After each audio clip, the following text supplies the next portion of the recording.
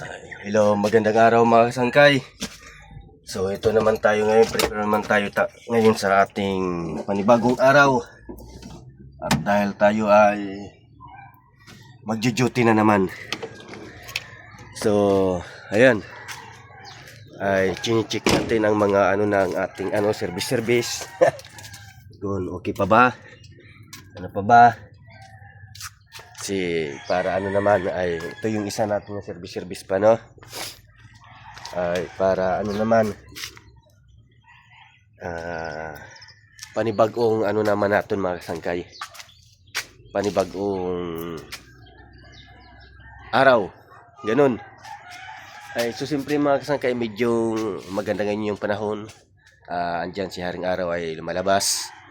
So siyempre ay maraming tao ngayon sa mapupuntahan sa mga mall. Kasi nga ay andyan si Haring Araw. At yung mga kasangkay ay ito nga pala yung bayabas na parati ko kinukuhaan. Yung bayabas ito mga kasangkay, ay ito ay bayabas ng bayaw ko. So tingnan natin kung may luto na.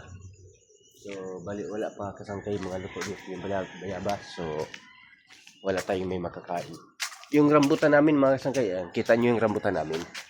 Yan o. Yung rambutan namin, ilang beses na yan nagkaroon ng mga bulak.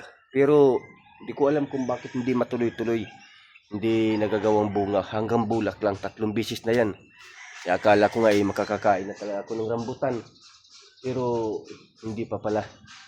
Hindi pa pala ako makakain. Kasi pagdating ng pagbubulak niya, hindi ko alam, hindi ko na malayan, hindi naman siya nagagawang bunga, hanggang bulak lang siya. 3 beses na yan, tatlong taon na rin yan nangyari, so 3 beses na. Yun. Sayang itong rambutan namin to, mga kasangkay. Ito, tingnan ito, pinutol ko na nga lang to, ayan na. Ito, pinutol ko na lang to dati kasi bumubunggo dito sa namin, sa bubong. So ayan, gusto ko na lang siya putulin kasi yung mga dahon nga ay napupuntahan na sa bubong namin, doon sa namin, sa bubong. Kaya nanghihinayang din ako kasi tinatry ko pa rin nga baka magbubunga siya at baka makakakain kami ng mga bunga ng rambutan na ito. Ayun, no? At saka siyempre mga kasangkay, yung balunggay namin, kita nyo yung balunggay namin, sarap, no? Di bang taba ng balunggay namin. So libre kami dito ng balunggay sa araw-araw pagkain. So kadalasan talaga ay naglalaswa kami or naglalapwa kami ng mga balunggay. 4 na puno yan. Ayan. 1, 2, 3, 4. 4 na puno yan. At saka dun sa kabila naman may garden kami doon.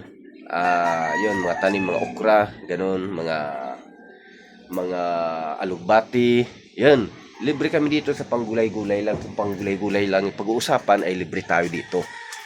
Kasangkay. Yun ang umaga natin kay ganda ngayon ay ayan, yung aking ihado. Ayan, maaga pang nagising si ihado ko, Ihado! Ayan, ang ihado natin. So ayan mga kasangkay, so siyempre ay mamaya-maya ilalakad na kami. Pinakita ko lang sa inyo yung amin dito mga yung aming mga pag-araw-araw mabuhay dito. Ito yung bayabas mga kasangkay, ang tamis ng bunga nito.